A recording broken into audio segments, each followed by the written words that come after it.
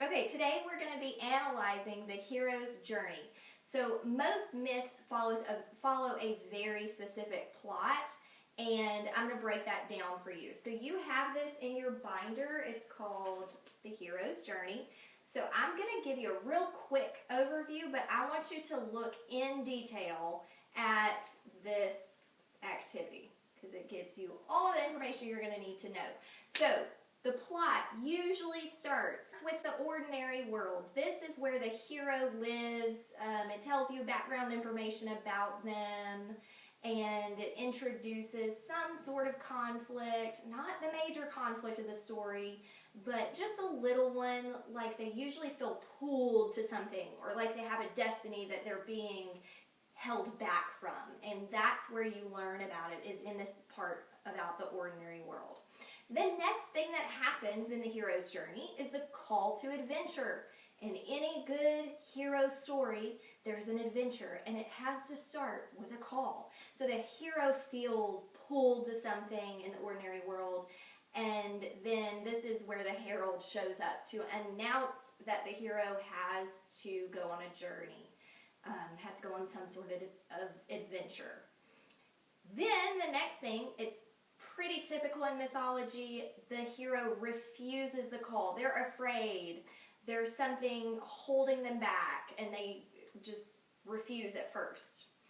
Then the next thing that happens is they meet with their mentor, and the mentor is older and wiser and has more experience and probably has been on several journeys, and they tell the hero that it's going to be okay, and they usually will give them some sort of tool or advice. And then the hero crosses the threshold. That's the next step in the hero's journey. They finally have the courage to do it because their mentor gave it to them, and then they step out on their journey. The next step is test allies and enemies. This is where the hero is really put to the test. They learn who their friends are and who their enemies are. There's lots of conflict in this part of the story. So flip the page over, and the next step of the hero's journey is the approach. The hero, with their newfound friends and allies, get ready for the big conflict of the story, the big ordeal, which is what the next step is actually called, the ordeal. This is where the hero faces death or something equally as scary and equally as hard. This is usually in the middle of the story, and it is the biggest challenge that the heroes had to face yet.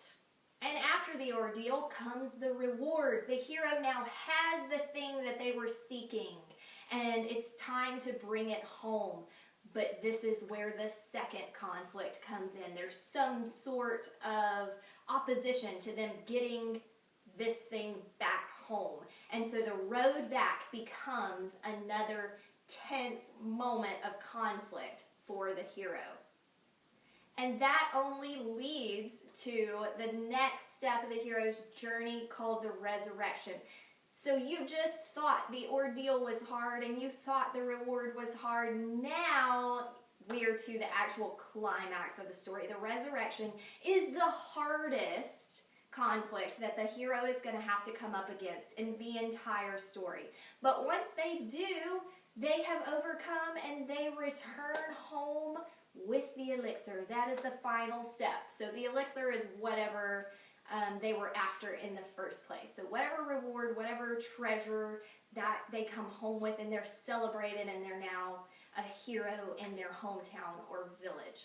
Okay, so now that you know all of the steps of the hero's journey, we're going to analyze Moana and fill in the details. So what are the details of Moana's ordinary world? Well, it starts out in her village, where we find out that she's the daughter of the chief. She lives a pretty happy life, but she feels called to the ocean. She feels pulled there by something. And she's held back because her father has absolutely forbidden her to go anywhere near the ocean, even though, as the song says, it called her. Then you have the call to adventure. So what was Moana's call to adventure? And how did Moana refuse the call? Then who was her mentor, and how did she meet them? You're going to fill in all of those details in each one of the boxes on activity 16. So once you've done that, send a picture to me, and that's what you have for reading today. Bye, guys.